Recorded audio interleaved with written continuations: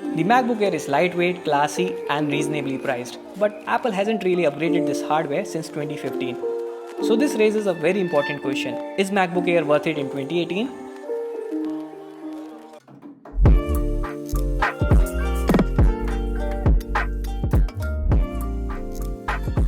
Hi there, this is Manfrotto from TechWiser.com, and ever since my graduation, which was like a long time back, I've been using a MacBook. But since the beginning of this year, I've been using a ThinkPad again. So for a long time, I was waiting for Apple to announce the next gen MacBook Air, but since that never happened, I decided to go with the old regular version.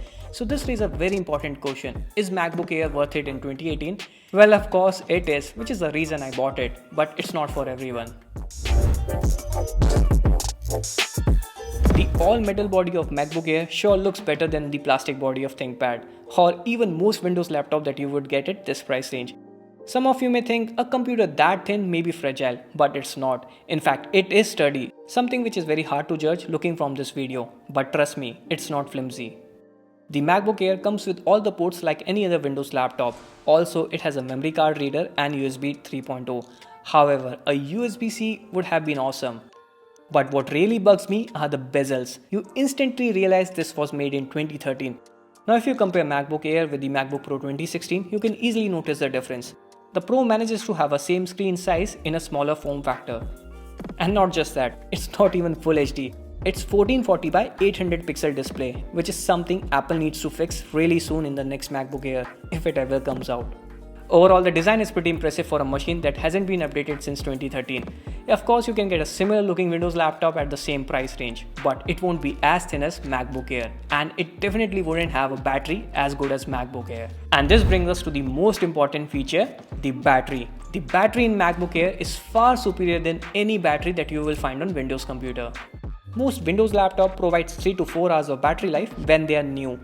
But on this MacBook Air, I'm currently getting over 9 hours with just one charge, and it also doesn't drastically discharge like you usually see on a Windows laptop.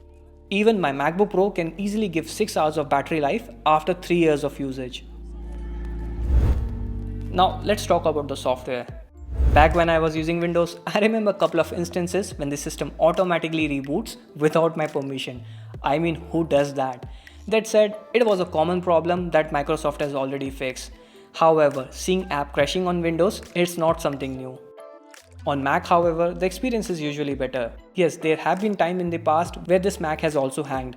For instance, my usual setup is Chrome with 10 tabs open, and then I have Slack and Trello and Skype running all the time. I occasionally also edit pictures in Photoshop. And when I juggle between all of these open apps, I can clearly notice the app lags or the UI has a weird shadow effect for a second or two.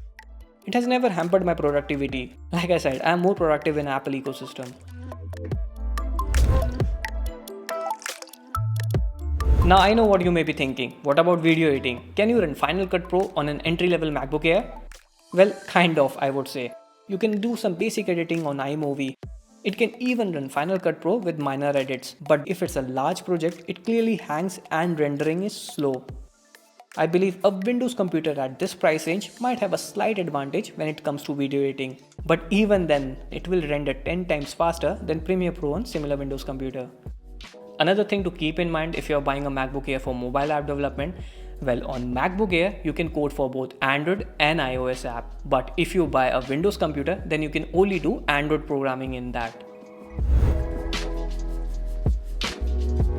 But one area where MacBook Air or any other Mac in general lacks from PC is gaming. In general, you can't run most games on Mac, but if you're a hobby gamer, you can use Steam. Most of the Steam games work well, but it also heats up the system way too much. It's true, Mac is not meant for gaming.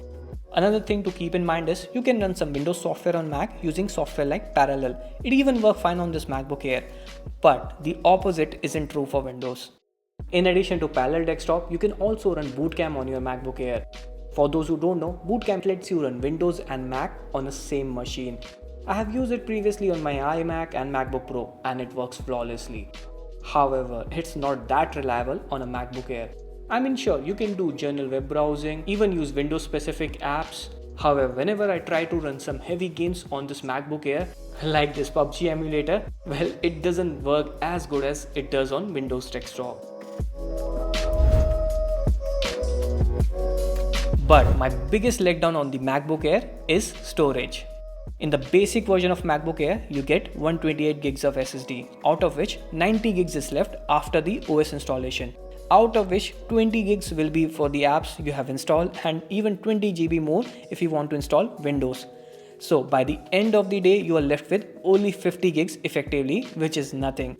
You can solve this problem by getting a 250 gigs of MacBook Air, but instead I will recommend getting a small USB 3.0 pen drive for 32 gigs or 64 gigs. They are pretty cheap and effective. So, should you buy the regular MacBook Air in 2018? Well, since the new version is not going to come anytime soon, I will recommend getting the old MacBook Air. I have been using this for past 3 months and I'm really happy with my purchase. In fact, I will buy it again. I got it for an effective price of under 50k in the last sale, which is same as for the ThinkPad, but I have to say no Windows laptop beats MacBook at this price point. That said, if you have been a Windows user all your life and looking for an entry point to Mac ecosystem, then go for it. But don't expect heavy video editing or gaming on this machine. But other than that, everything on this MacBook Air is better than the Windows version that you will get at this price range. So anyway, let me know what you guys think. Are you going to wait for the new MacBook Air that may be releasing the next year or maybe not? Or you are going to buy a Windows computer with the same price range? Let me know what you guys think in the comments below. As always, it's Minna signing off. I will see you in the next one.